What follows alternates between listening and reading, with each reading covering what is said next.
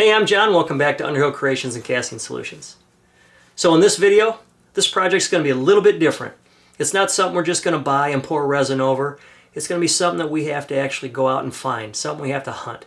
Now if you know me, you know hunting's right up my alley, so with that said, let's get started. We might as well dress the part. Okay, after a little bit of hunting, I've honed in on one. It's a nice lion. I know you're thinking, lion? I'm serious. It's a nice lion. It's right behind me, so I'll get a better angle for you and you can see what's going on. He's a dandy. All right, I know, it's a bunch of hype for nothing, right? But this is what we're after. We're after the dandelion. So what I've got, I've taken a box and I've put a bead of clay on the bottom of the box, and I've got some toothpicks and some clear spray, just gloss clear spray, nothing fancy. So when you find a dandelion like this, first thing I do is I come out here and I spray it. I spray it from all angles. I want to give it a little bit of shot to hold everything together. It's a little breezy today, so our chances of finding a lot of these in between the rain that's coming, I knew I had to do it. So we just give this a few coats. And then what I'm going to do is I'm going to take a toothpick and I'm going to measure this out to where I trim the stem above the bottom of the toothpick. Now what I can do is I can slide the toothpick up the stem all the way basically to the base, and now I can stick this in the clay and allow it to dry for a few days.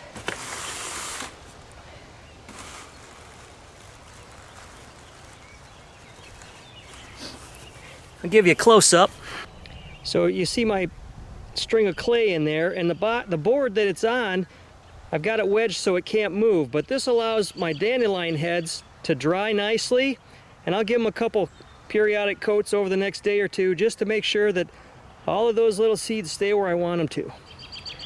So I'm going to look around the rest of the yard and see if I can find some more to fill the box up, and that way I can cast more than one when we get around to doing that. Alright, so it's been a few days. This is what we've got. They're nice and dry.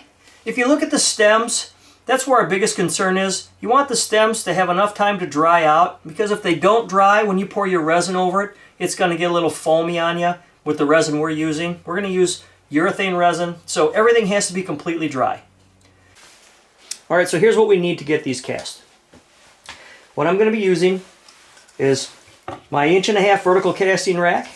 And I cut my tubes to about 3 inches, and that way I'm able to put the base on it and then fit the top on. And the top ring helps just keep the integrity of the tube as the resin cures so that it doesn't flex or move with the heat of the resin. But I can't put that on yet because I have to put, I can't fit the head through the ring. So if you don't have this, other options, you can use larger prescription bottle containers.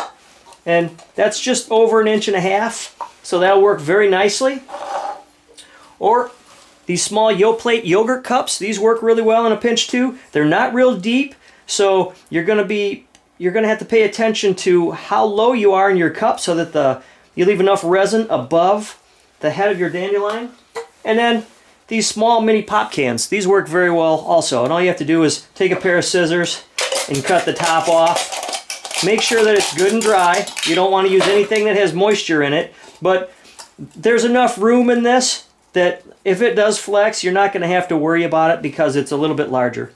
Now, these larger molds also, if you don't have that, is to just use a small cup. Just watch your recycling codes. Make sure you're not using a number 6. This is a number 1. So the big thing is resin conservation, right? We want to conserve what resin we can so that we can cast more with it. But in a pinch, some of these other larger items work just fine. So here's what I've done. I've cut my tubes to 3 inches. I've also taken some scrap 1/4 inch wood and I've drilled a small hole in it, the same size as the diameter of my toothpick. This way it allows me to slide my toothpick in there and figure out the depth that I want to suspend it inside the cup. So a few things to know. When you're putting your toothpicks in these stems, sometimes they'll split on you like this one did. It's not that big of a deal because when I turn it down, I'm going to actually turn it down up to this, just maybe a 1/4 inch below the head of this dandelion, because I'm going to segment another piece of wood or material underneath of it so that when I make my bottle stopper, my threads aren't visible. But the smaller dandelions will split, and so sometimes what you have to do is come in here and trim off some excess stem, depending on how much you're going to need. Another thing to pay attention to is if you don't get the stem all the way, or the toothpick all the way up the stem, this is what you're going to get. You're going to get your dandelion head kind of leaning over to the side. So you want to make sure that you push that toothpick all the way up, because once this dries out, you can't push that toothpick any further. Also, if you notice any of the seeds that maybe have moved, or when you sprayed them, maybe some were already half fallen out, and you want to remove them so that it doesn't look like it's falling out, you can't just pull it, because if you pull on a stem, it's going to pull the whole head away. So your best bet is to take a pair of scissors and trim anything that you don't like. But if you spray them early enough before the wind's blowing, hopefully you get them before they're too disrupted. Alright, so here's how we're going to do this.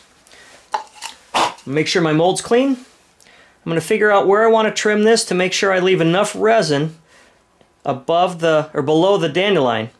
So I'm going to take into consideration the thickness of the cap, so probably right in there somewhere, right at the base of the stem.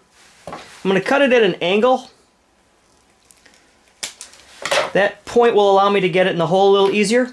Also, I've trimmed these to where they just overhang the top. That way it'll allow me to put this top ring on after I put these in place. So I'm going to take a little bit of glue. I'm using the medium glue boost. I'm going to put some around the hole.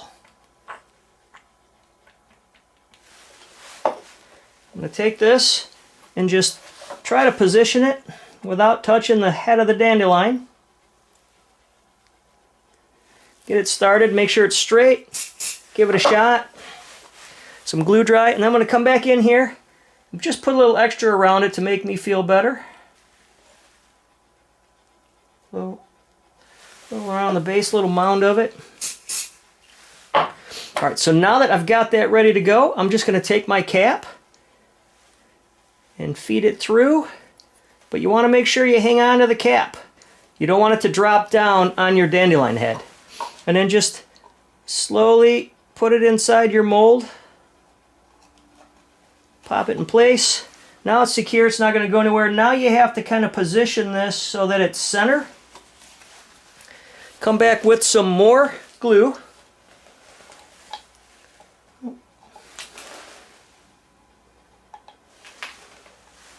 I center that in the mold, come in with a little more glue and put it around the edges. Just to hold that from moving. I'll shoot a little bit of glue dry on it. And now we're good to go. So I'll put this in the rack and we'll get ready for casting. Alright, so now that we've got everything in our molds and ready to go, something I like to do every time before I pour resin, I warm up the object that's being cast. Resin likes warmth, it pulls away from cold, plus there's humidity in the air, and we want to make sure that any humidity that may have settled on that object is burnt off. So what I like to do is place it in the pressure pot. I've got a shop clamp light. I picked this up at Farm & Fleet, and I've got a 125 watt light bulb. I also got it at the Farm Mart, and they use these for chickens and whatnot when they're trying to keep everything warm.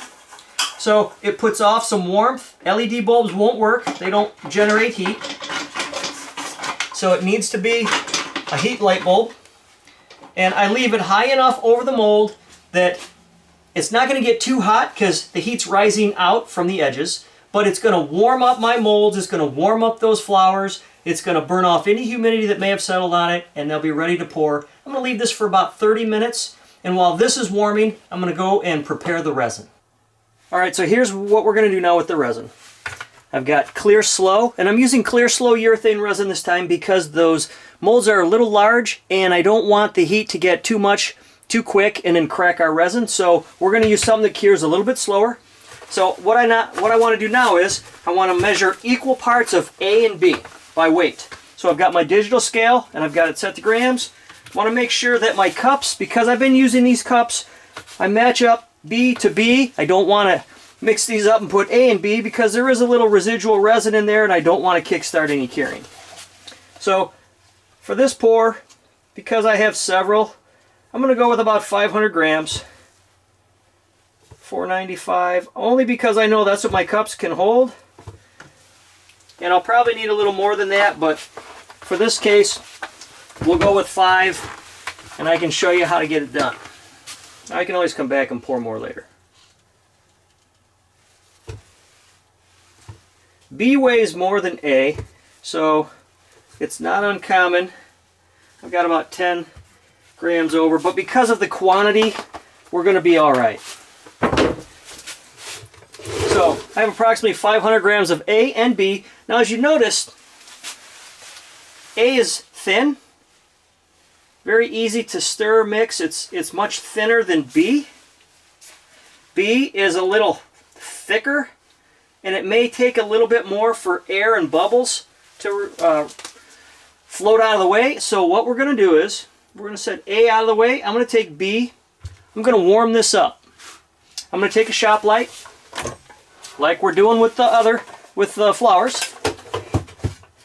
Now this is a 100-watt incandescent light bulb. You can't really find them anymore. If you can, grab them up because they're great for putting off heat.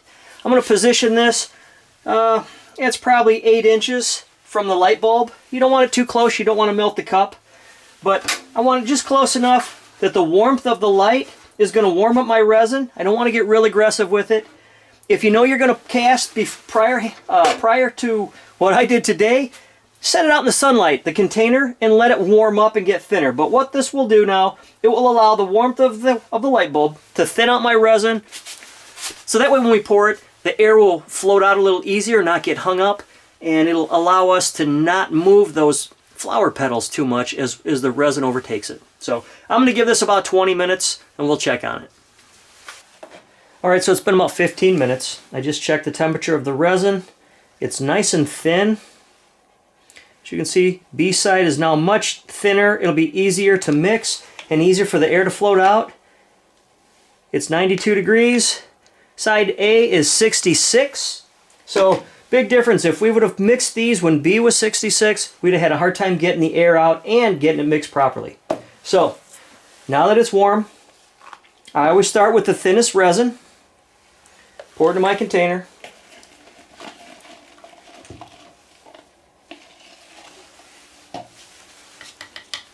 And I make sure I wipe the stick off in between. That way I'm not contaminating this cup for future use. So now I'm going to pour A in. So this is roughly 1,000 grams. Now I'm going to use an electric drill to mix. This is something I've talked about in my video setting up your casting area. I like to use a designated drill just for mixing. I've got a spade bit up here that I've taken all the sharp points off and rolled it on the bands or on the belt sander. And so now I can mix this much quicker.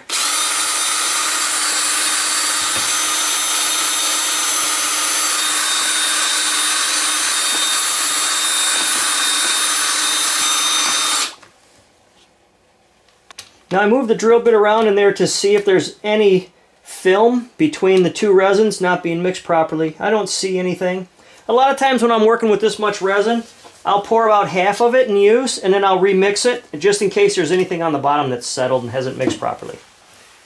Alright, so now once we get our resin mixed, and again because this is slow, we're at 79 degrees, we've got roughly 7 to 12 minutes of working time, which is more than enough because we use the drill to mix this. So now what I want to do is I want to pour with the spout down the inside edge and not over the top of the dandelion. If I hit the dandelion, chances are the force and weight of the resin is going to pull it right off the stem. So I want to pour down the side, and I want to let the volume of resin come up and overtake that dandelion head. So you want to pour slowly. If you get into a hurry with this one, you'll be starting over with a new dandelion. So we're just going to take our time and let this pour slowly.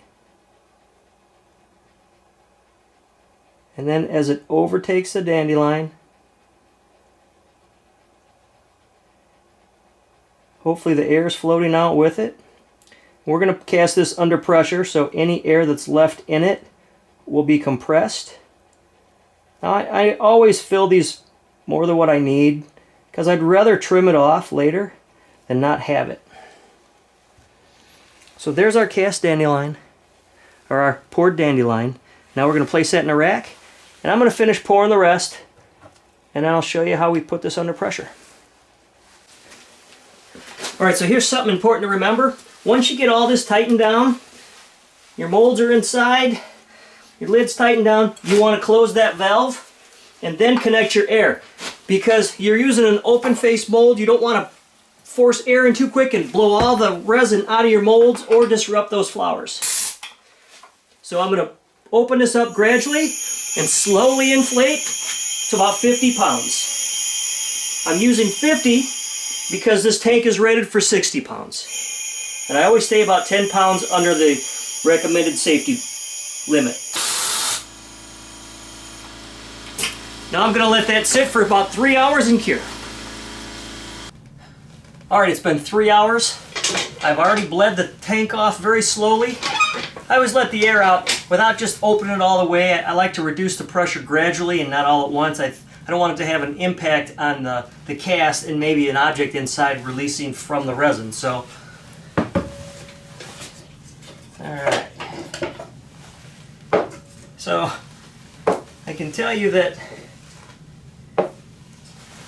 our cup, our number one cup, must have got pretty warm because it's a little disfigured, but the shape on it itself, let me get the stick out of the way, we'll take a closer look at that. The shape itself is very doable. I'll just glue a block to that.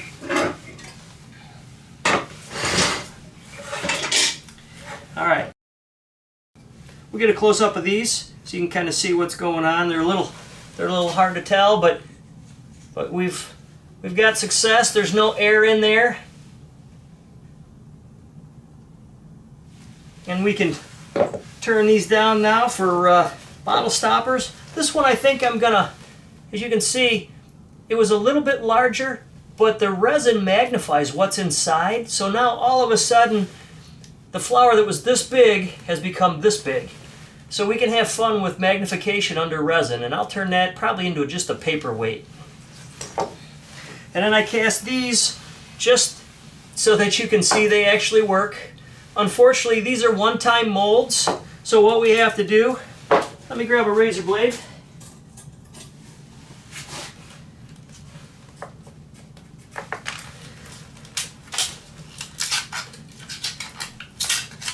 In order to use these, we have to peel away the metal, the aluminum can, and that's the problem with recycled molds, is they're usually a one-time use, and the aluminum is so thin that you're only going to get one pour out of it. So this is enough though to show you what's going on, and again, that's a successful cast. I'm not sure what we'll do with that, but I really like how large it looks under resin. So there you have it.